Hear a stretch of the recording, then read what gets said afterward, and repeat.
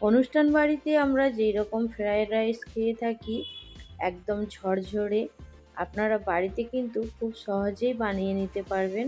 আমি একদম সহজ পদ্ধতিতে আপনাদেরকে দেখিয়েছি। আর এখন তো শীতকাল, শীতকাল মানেই পিকনিকের আমেজ। আর পিকনিকে অবশ্যই কিন্তু এই ফ্রায়েড রাইস আর তার সঙ্গে চিকেন চিল্লি কিংবা কষা মাংস হয়েই থাকে। তো চলুন আজকে আমি কিভাবে বানাবো। নমস্কার, কেমন আছেন সবাই? আশা করছি সবাই খুব ভালো আছেন, সুস্থ আছেন। মৌসুমি রকমারি রান্নাতে আপনাদেরকে আবারও একবার অনেক অনেক স্বাগত। প্রতিদিনের মতো আজও একটা সুন্দর রেসিপি আপনাদের সঙ্গে শেয়ার করছি। অবশ্যই পুরো ভিডিওটা দেখার অনুরোধ রইল। আশা করছি আপনাদের ভালো লাগবে। ভালো লাগলে অবশ্যই আমার চ্যানেলটা সাবস্ক্রাইব করে আমার পাশে থাকবেন। তো এইখানে দেখুন আমি 500 গ্রাম চাল নিয়েছি, বাসমতি চাল।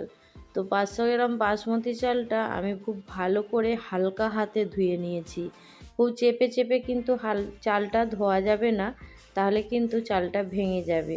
সেই জন্য হালকা হাতে ধুয়ে আমি 1 ঘন্টা পর্যন্ত ভিজিয়ে রেখে দিয়েছিলাম।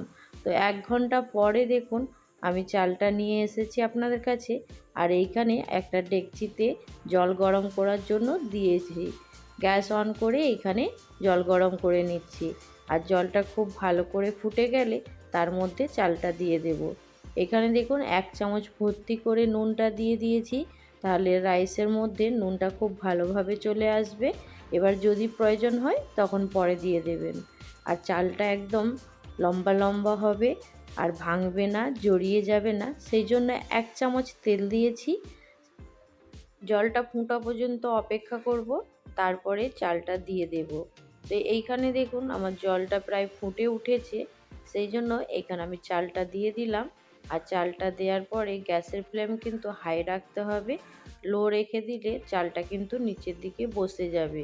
তো অবশ্যই হাই ফ্লেমে রেখে ভাতটা বানিয়ে নেবেন, তাহলে কিন্তু একদম ঝরঝরে রাইসটা হয়ে যাবে। তো এইখানে আমি একটু খুন্তি দিয়ে দেখুন হালকা হাতে নাড়াচাড়া করে নিচ্ছি, যাতে নিচে না বসে যায়। আর এইখানে নাড়াচাড়া করার পরে আমি অপেক্ষা করব 70% পর্যন্ত রাইসটা বানিয়ে নেওয়ার জন্য। মাঝে মধ্যে রাইসের মধ্যে একটু হালকা করে নাড়াচাড়া করে নিতে হবে, আর না হলে কিন্তু নিচের দিকে বসে যাবে। সেই জন্য আমি একটু দেখুন মাঝে মাঝে হালকা করে নাড়াচাড়া করে নিচ্ছি। আর রাইসটা দেখুন কতটা সুন্দর একদম লম্বা লম্বা হতে শুরু হয়ে গেছে। আর এইখানে দেখুন কিছুক্ষণ অপেক্ষা করলে রাইসটা একদম সুন্দর হয়ে যাবে। তো এইখানে আমার দেখুন রাইসটা 70% পর্যন্ত হয়ে গেছে। এবার জলটা ঝরিয়ে নেব। তো চলুন আমি জল ঝরিয়ে ফিরে আসছি। আর এইখানে দেখুন সবজি নিয়েছি, আর সবজিগুলো দেখুন সুন্দর করে কেটে নিয়েছি। ফুলকপিগুলো ছোট ছোট করে কেটে নিয়েছি। আর এইখানে নিয়েছি ক্যাপসিকাম, গাজর আর বিনস, আর নিয়েছি কয়েকটা কাঁচা লঙ্কা। তো দেখুন সবজিগুলো আমি সব সুন্দর করে কেটে নিয়েছি। আর বিনসটা দেখুন একটু এইখানে দেখুন আমি একটু বাঁকিয়ে কেটে নিয়েছি। তো আপনারা আপনাদের পছন্দ মতন সাইজ করে কেটে নেবেন। তো আমি এইখানে ছোট্ট ছোট্ট করে কেটে নিয়েছি সব সবজিগুলো। এবার গ্যাস অন করে কড়ার মধ্যে তেল দিয়ে কড়াটা খুব ভালো করে গরম করে নিচ্ছি। তো এইখানে গ্যাস অন করে আমি কড়াটা গরম করে নিয়েছি। এবার দিয়ে দেব এর মধ্যে রিফাইন তেল, যেটা সাদা তেল আমরা রান্নাতে ব্যবহার করে থাকি, সেই তেল নিয়েছি। এবার সবজিগুলো খুব ভালো করে ভেজে নেব। তেলটা সুন্দর গরম হয়ে গেছে, ধোঁয়া উঠছে দেখতেই পাচ্ছেন। তো এবার ফুলকপিগুলো আস্তে আস্তে দিয়ে দেব। আগে ফুলকপিগুলো নাড়াচাড়া করে নেব একটু, তারপরে এর মধ্যে এক এক করে সবজি দেব। আলাদা করে তুলে রাখার কোনো প্রয়োজন নেই, একটু সময় নিয়ে বাস এইগুলো একসঙ্গেই সব কিছু ভেজে নিতে হবে। হ্যাঁ, সবজিগুলো তবে এমনভাবে ভাজতে হবে একদম যেমন লেতিয়ে না পড়ে। এখানে ফুলকপিগুলো দেখুন একটু কালার চেঞ্জ হয়ে গেছে। তো এর মধ্যে এবার দিয়ে দেব বিনস। যখন অনেকটা পরিমাণে বানাবেন তখন কিন্তু সবজিগুলো একটু আলাদা আলাদা করে ভেজে নেবেন। তো আমি এখানে অল্প পরিমাণে বানিয়ে নিচ্ছি, সেই জন্য সবজিগুলো আমি একসঙ্গেই নাড়াচাড়া করছি। আপনারা যদি বেশি বানাতে চান তখন সবজিগুলো কিন্তু অবশ্যই একটু আলাদা করে নাড়াচাড়া করে নেবেন। তো এইখানে দেখুন বিনস আর ফুলকপি প্রায় একটু ভাজা হয়ে গেছে। এর মধ্যে এবার গাজর কুচি দিয়ে দিলাম। এইভাবেই আমি হালকা নাড়াচাড়া করে করে সব সবজিগুলো ভেজে নেব। এবার এইখানে দিয়ে দেব সিমলা মির্চি। এইখানে সিমলা মির্চিটা দিয়ে আর একটু নাড়াচাড়া করে নেব। আর দেখুন সবজিগুলো কিন্তু একদম কালারফুল দেখাচ্ছে, কতটা সুন্দর লাগছে দেখে বুঝতেই পারছেন। আর সত্যি এটা সুন্দর ভাজা হয়েছে। আপনারাও কিন্তু এইভাবে একটু হালকা ভাজা করবেন, একদম খুব বেশি ভাজা হয়ে গেলে তাহলে সবজিগুলো একদম লেতিয়ে যাবে, তখন কিন্তু দেখতে ভালো লাগবে না। সেই জন্য সবজিগুলো ভাজার সময় অবশ্যই একটু ধ্যান দেবেন। আর এখানে দেখুন আমার সবজিগুলো ভাজা হয়ে গেছে। এবার স্বাদ মতো নুন দিয়ে দিলাম। নুনটা আগে দিয়ে দিলে তাহলে সবজিগুলো একদম ঘাঁটা ঘাঁটা হয়ে যাবে, সেই জন্য একটু ভাজা হয়ে যাওয়ার পরে আমি নুনটা দিয়েছি। তো আপনারাও এইভাবে একবার বানিয়ে দেখুন, আশা করছি আপনাদেরও খুব ভালো লাগবে। তো এইখানে দেখতে পেয়েছেন সবজিগুলো আমার সুন্দর ভাজা হয়ে গেছে।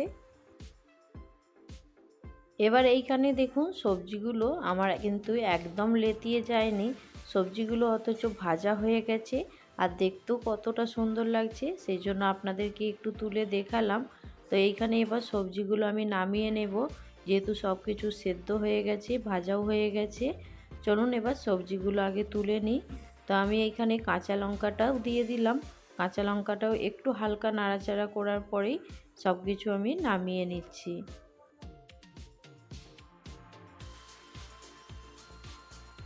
এবার এইখানে দেখুন আমি তেল ঝরিয়ে আস্তে আস্তে কিন্তু সবজিগুলো তেলের মধ্যে থেকে সব তুলে নিলাম। তুলে নেওয়ার পরে কড়ার মধ্যে যে বাকি তেলটা আছে, তেলের মধ্যেই আমি দিয়ে দেব 1 চামচ ভর্তি করে গাওয়া ঘি। তো এটা ঘরের গাওয়া ঘি, আর এর স্বাদটা কিন্তু দ্বিগুণ বাড়িয়ে দেবে। তো এইখানে আপনারা যদি পারেন গাওয়া ঘি নেবেন, আর না হলে বাজার থেকে ঘি কেনা ঘিতেই বানালে কোনো অসুবিধে হবে না। তো এইখানে দুটো তেজপাতা, এলাচ, দালচিনি আর জয়িত্রী সব কিছু নিয়ে নিয়েছি। এবার তেলের মধ্যে দিয়ে দেব ফোড়নের জন্য। তো এইখানে তেলের মধ্যে আমি এগুলো দিয়ে একটু ভেজে নেব। এর গন্ধটা যখন বেরিয়ে আসবে তারপরে এর মধ্যে দিয়ে দেব কাজু আর কিশমিশ। ফোড়ন ভাজা হয়ে গেছে, এবার কাজু কিশমিশটা দিয়ে দিলাম। এখানে কাজু কিশমিশের পরিমাণটা আপনারা আপনাদের মতো নিয়ে নেবেন। আমি এখানে অনেকটা পরিমাণেই নিয়েছি, একটু এটা খেতে খেতে ভালো লাগে মুখের মধ্যে আসলে, সেই জন্য কাজু কিশমিশের পরিমাণটা একটু বেশি নিয়েছি।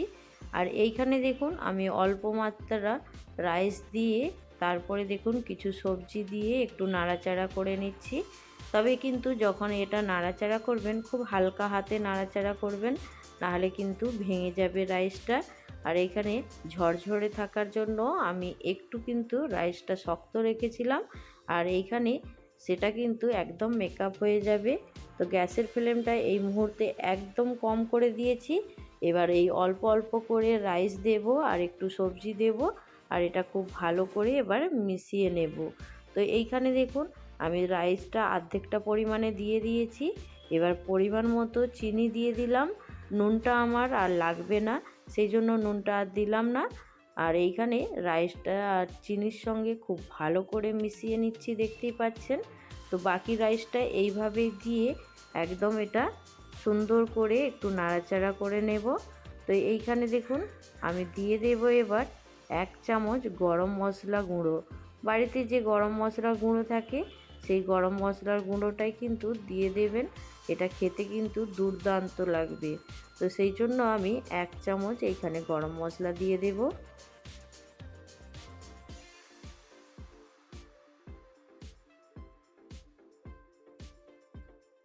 এবার এইখানে দেখুন আমি দিয়ে দিচ্ছি গরম মশলা। এখানে গরম মশলাটা দেওয়ার পরে হালকা নাড়াচাড়া করে নেব। অবশ্যই একবার এইভাবে গরম মশলা দিয়ে এই ফ্রাইড রাইসটা বানাবেন। আপনাদের কেমন লাগলো অবশ্যই কিন্তু কমেন্ট করে জানাতে ভুলবেন না। এইভাবে বানানোর পরে আমাকে কমেন্ট করলে আমি অনেক খুশি হব যে কেউ আমার রান্না দেখে অবশ্যই রান্নাটা করেছে। তো এইখানে দেখুন আমি এটা নাড়াচাড়া করে নিচ্ছি হালকা হাতে, আর খুব ভালো করে মিশিয়ে নিচ্ছি। তো মেশানো হয়ে গেলেই আমার এইখানে ফ্রাইড রাইস একদম রেডি হয়ে যাবে।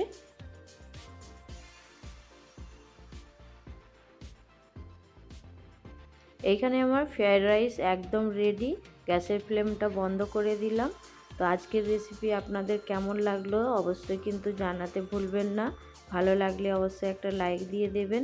আর এইখানে দেখুন পরিবেশনের জন্য আমি এইখানে একটা থালার মধ্যে ফ্রায়েড রাইস নিয়ে নিয়েছি, আর তার সঙ্গে আজকে আমি বানিয়েছিলাম চিলি চিকেন।